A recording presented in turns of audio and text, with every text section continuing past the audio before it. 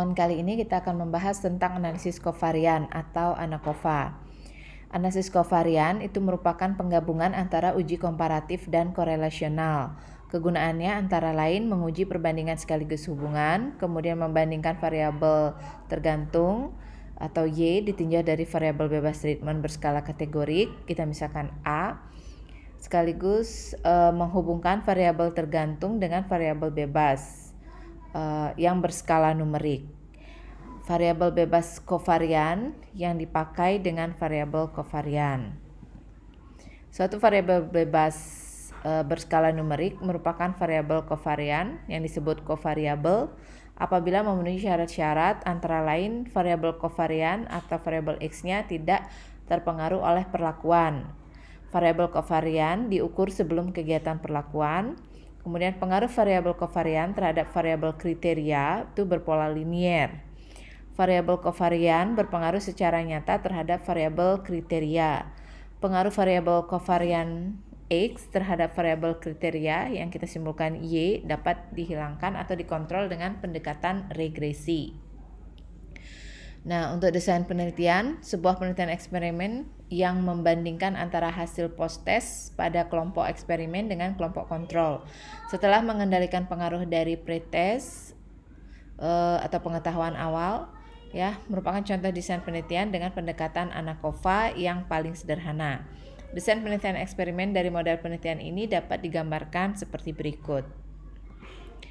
Kemudian dapat dibuat dengan desain faktorial dengan dua kelompok perlakuan, ya, di mana A-nya adalah variabel perlakuan atau treatment, A1 treatment pertama, perlakuan 1, A2 treatment kedua. Kemudian X-nya adalah variabel kovarian, Y-nya adalah variabel kriteria atau variabel terikat. Nah, data hasil penelitian berdasarkan bagan di atas itu dapat disajikan dalam bentuk matriks. Nah, tabel format analisis kovarian, ya, seperti berikut. Di mana O1 dan O2 adalah observasi variabel kovarian pretestnya. Kemudian O3 dan O4 observasi variabel tergantung atau post-testnya. T1 dan T2 adalah kegiatan perlakuan pada kelompok eksperimen dan kontrol. Suatu analisis kovarian terjadi apabila X-nya mempunyai pengaruh terhadap Y. Ada pengurangan pengaruh X dengan regresi.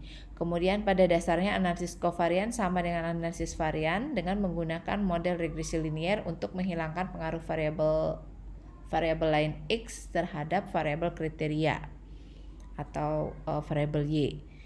Variabel lain itulah kovariabel. Uji perbedaan rata-rata Y di kelompok 1 dan rata-rata Y di kelompok 2 itu dilakukan setelah menghilangkan pengaruh X terhadap Y. Kovariabel atau variabel yang mempengaruhi Y, pengaruhnya dihilangkan dengan menggunakan regresi. Ya, jadi ini tadi sudah, ya, O1 dan O2, kemudian T1 dan T2.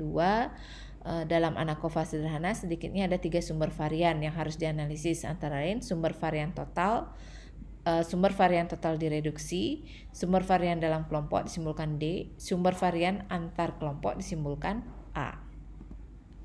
Dalam ANAKOVA sederhana satu jalur dapat dilakukan 2 jenis pengujian hipotesis, yaitu yang pertama hipotesis main effect, ya, dengan mengontrol pengaruh variabel kovarian. Hipotesis simple effect itu dengan mengontrol pengaruh variabel kovarian. Nah, secara garis besar formula atau rumus-rumus dan langkah-langkah ANAKOVA sederhana satu jalur sebagai berikut. Yang pertama itu kita menghitung JK jumlah kuadrat setiap sumber varian untuk kovariabel X dengan formulanya sebagai berikut. Selanjutnya menghitung jumlah kuadrat untuk setiap sumber varian variabel kriteria atau variabel Y, ya, formulanya sebagai berikut. Menghitung JP antara X dan Y untuk setiap sumber varian dengan formula sebagai berikut. Ini, ya. Selanjutnya menghitung JK dengan indeks Y yang sudah dikoreksi yang disebut JK Y residu atau JK Y res. Ini, ya. Nah, dengan formula sebagai berikut. Selanjutnya adalah kita mencari atau menghitung derajat bebas untuk masing-masing sumber varian. Ya, diformulasikan seperti yang ada di slide, di mana N dengan indeks T itu merupakan banyaknya responden, kemudian A adalah banyaknya kelompok perlakuan, dan M banyaknya kovariabel. Menghitung rata-rata jumlah kuadrat untuk masing-masing sumber varian. Formulasinya sebagai berikut. Kemudian menghitung nilai atau harga F0 atau F hitung ya. Jadi F hitung itu diperoleh dari JKY res A dengan indeks A dibagi dengan RJK Y res D. Kemudian selanjutnya adalah menentukan nilai F atau F tabel. Harga F tabel ini ditentukan pada taraf signifikan ya, signifikan atau nilai alfa tertentu. Biasanya kita menggunakan nilai alfanya 0,05. Kemudian dB1-nya adalah derajat pembilang sama dengan dBA, dan dB2-nya adalah derajat bebas penyebut atau sama dengan dBd. Sehingga F tabelnya itu terdiri dari alfa dB1 per dB2. Begitu ya, untuk mencari nilai F-nya. Nah, kemudian membuat tabel rangkuman ANACOVA untuk memudahkan proses interpretasi dan pengujian. Tabel rangkuman analisis ANACOVA antara lain kolom pertama berisi sumber varian, antara lain adalah total, kemudian antar kelompok itu disimbolkan A, kemudian dalam kelompok disimbolkan dengan D. Ya, kolom berikutnya adalah JKX, JKY, JKP X, kemudian JKY res residual, DB rata jumlah kuadrat, F hitung, dan F tabel. Pengujian hipotesis main effect. Hipotesis statistik yang diuji yaitu H0-nya μ1 sama dengan μ2 sampai μ ke N. Kemudian H alternatifnya adalah bukan H0. Nah, pengujian dilakukan dengan cara membandingkan antara F hitung dengan F tabel. Kriterianya dia akan menolak H0 apabila F hitungnya lebih besar dari F tabel. Ya. Jika F hitungnya kurang dari F tabel, maka kesimpulannya akan menerima H0. Nah, melakukan pengujian simple effect atau uji lanjut.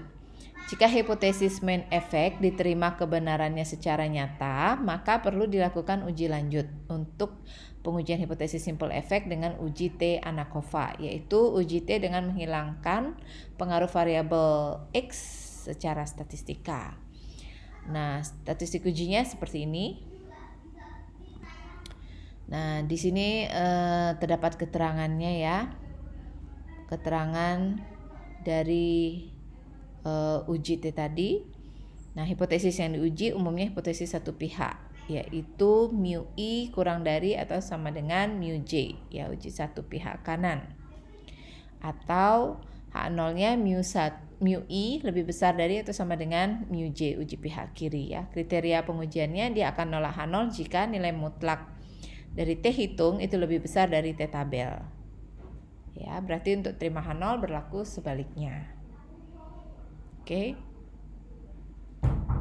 Dalam hal ini, T tabel yaitu harga T yang didapat dari tabel distribusi T untuk taraf signifikan tertentu, misalkan alfanya 0,05. Derajat bebasnya adalah banyaknya sampel 1 ditambah banyaknya sampel 2 dikurangin 2. Ya. Nah, contoh. Ada suatu percobaan dalam bidang industri yang ingin mengetahui pengaruh mesin terhadap respon kekuatan serat yang dihasilkan. Nah, ini sebagai variabel Y dan dipergunakan dalam industri tekstil. Terdapat 3 perlakuan mesin, masing-masing diulang 5 kali. Telah diketahui bahwa kekuatan serat yang dihasilkan juga tergantung pada diameter serat tersebut. Untuk itu, dalam percobaan ini digunakan concomitant variable sebagai variabel X, yaitu diameter serat yang dihasilkan 10⁻³ cm. Gunakan alfa 5% ya. Gunakan alfa 5%.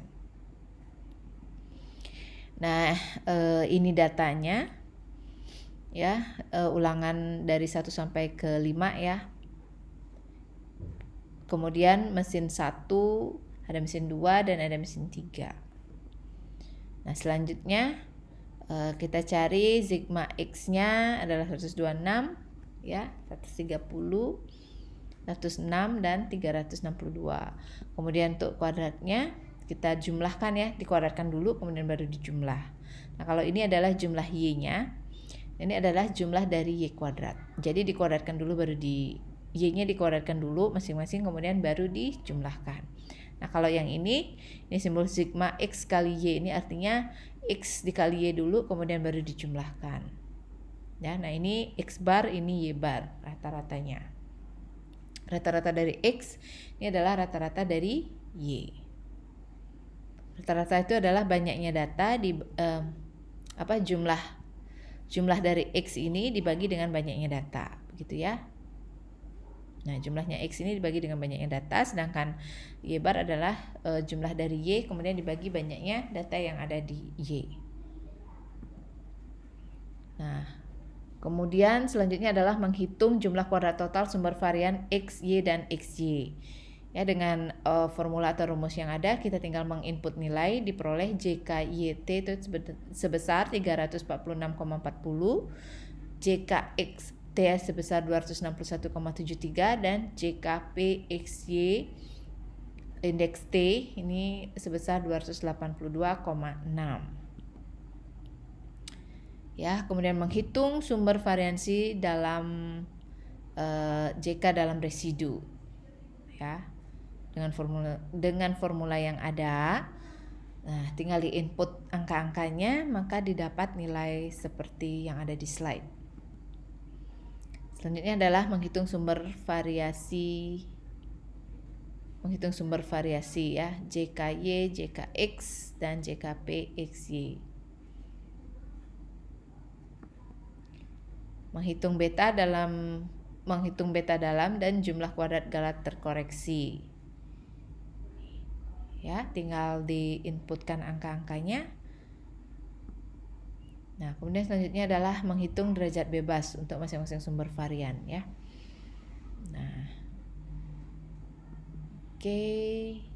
Nah, kita tinggal menghitung rata-rata jumlah kuadrat ya, tinggal menginput nilai yang ada ke rumus yang sudah dijelaskan tadi.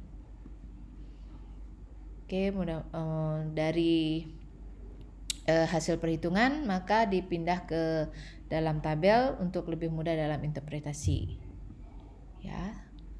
Kemudian menguji pengaruh mesin. Hipotesisnya adalah mu1 sama dengan mu2 sampai mu ke n. Sedangkan hipotesis alternatifnya adalah bukan H0. Uji statistiknya diperoleh 6,64 dibagi dengan 2,54 sehingga diperoleh 2,61. Menentukan nilai F tabel, tadi kan dibilang alfanya 0,05, derajat bebas 1 adalah 2, derajat bebas 2-nya 11, sehingga F tabelnya adalah 0,05, 2, dan 11. Itu diperoleh nilai 3,98. Nah, kalau dia F hitungnya lebih besar dari F tabel, maka tolak H0. Nah, sebaliknya maka akan menerima H0. Nah, di sini diperoleh nilai F hitung itu kurang dari F tabel, maka hipotesisnya kita menerima H0, artinya tidak ada perlakuan jenis mesin yang dicobakan terhadap kekuatan serat yang dihasilkan. Nah, ini jika ada program jika mempunyai software MATLAB bisa dicobakan dengan sintaknya sebagai berikut. Nah, baik, itulah tadi penjelasan tentang analisis kovarian. Jika masih ada yang kurang jelas, bisa kita didiskusikan via WhatsApp group. Terima kasih.